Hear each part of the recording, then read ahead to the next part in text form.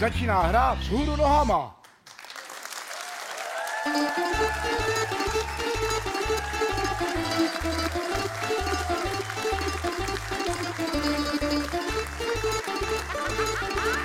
Já jsem úplně nadšená!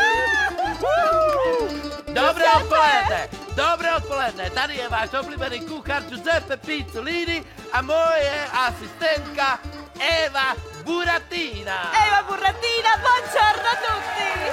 Dobrý den, dnes budeme dělat pizze. Evo, Ano. podej mouke. Ano, Mouka. začínáme normálně mouke. Evo, podej mouke, jak už jsem ti říkal Mouka tady několikrát. byla. Ano, Evo. Evo, jak vidíte, mouke je hladké. Mouke poletuje, protože ono moc hladké. To mouka z Austrálie. Ano, mouke dáme takto, dáme zde. Ještě víc mouky, já připravím vajíčka. A si vysypeme takto. Oddio, oddio. Ne, vajíčko, zachraň aspoň jedno vajíčko. Vajíčko bez gravitace. Tak, vytáhni vejce, výborně. Podržíme mouku. Ano, Jdeme na to. ano. A i vajíčko poletuje. Ještě jedno, to stačí. No. Tohle recept má vajíčce. No, a ne, Oj. Mám právě ještě si alternativu. vypotřebovala všechny vajíčky. Podrž to. Ne, tam je další vajíčky, podej, prosím. Jdeme na další tam, vajíčky. Ano. Podej mě, neotvírej to sama. To drž. Tak to drž. Já Sypte začátečník. mouke. Ano. Já se pokusím nad hlavou Velká omluva. zvednout vajíčky. Ano. Velká Když omluva, vajíčka to už moc nepotřebujem. lehká a poletuje, tak si je takto musíme. Výborně. Normálně Beru zbytek. připravit. Moment. Ztratila jsem se v Ano, gravitaci. sypejte mouke.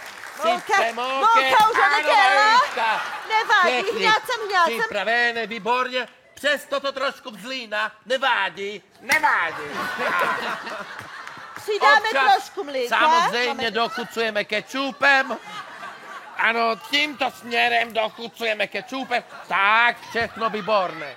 Hněcáme s úsměvem. Ano, nevádí. Teď už jenom přidáme trochu mlíka. Ale do mísy, Giuseppe. Ano, samozřejmě. Giuseppe, a já hňácám. A jak vidíte, těsto Tata. zázračně hned hotové. Začínáme s roztáhneme já bych si tady těsto. vzala nějaké ingredience. Můžeme... Tam valéček, podej valéček, ano. Jeden valéčkem. Tady si rozbalíme těstíčko, válej, ano, válej. Prosím, Giuseppe, teda. Někdy to skončí na stropě, nevádí. Já bych přidala už trošku. Když vám skončí těsto na stropě, dochocujete směrem na strop. Ano, nevádí. Důležité trefit prostě. Normálně otevřete. Když neotevřete, hodíte to tam celé. Teď už to zdobíme na stropě, protože aj na stropě se dá pizza, že? Když máte normální žárovky, pečete 3 hodiny. Když máte šetřivé žárovky, pečete 4 měsíce, potom čukává. Děkuji, Evi. Vynikající skvělý! To byl Giuseppe a Evička!